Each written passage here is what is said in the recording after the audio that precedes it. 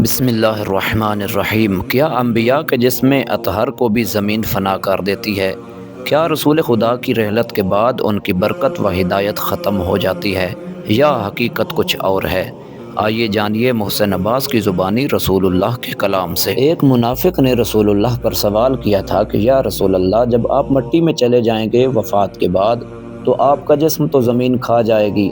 تو رسول اللہ نے فرمایا کلا ان اللہ حرم لحومنا علی الارض فلا تطعم منها شیئا۔ مومنین، تو رسول اللہ نے فرمایا، امام جعفر صادق علیہ السلام سے روایت ہے کہ رسول اللہ نے فرمایا میری زندگی بھی تمہارے لیے بہتر ہے اور میری وفات بھی تمہارے لیے بہتر ہے۔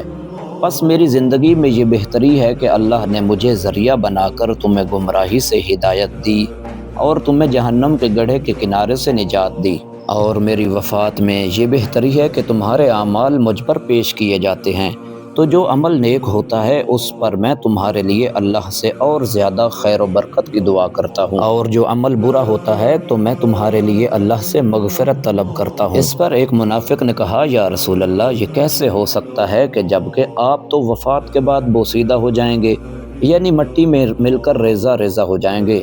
تو رسول اللہ نے فرمایا ہرگز نہیں، بے شک اللہ نے ہمارے گوشت کو زمین پر حرام کر دیا ہے، بس زمین ہم سے کچھ بھی نہیں کھا سکتی۔ لہٰذا مومنین، اس روایت سے نتیجہ یہ نکلتا ہے کہ انبیاء کے اجسام ہمارے جسم کی طرح نہیں ہوتے۔ یہ روایت کتاب بصائر الدرجات میں موجود ہے۔ مومنین، اس طرح کے اور سوالات کے جواب سننے کے لیے چینل یوٹیوب نور کربلا کو ضرور سبسکرائب کریں، لائک کریں، شیئر کریں، اور اگر کوئی سوال ہو تو کمنٹس میں ضرور کریں۔ اللہ حافظ۔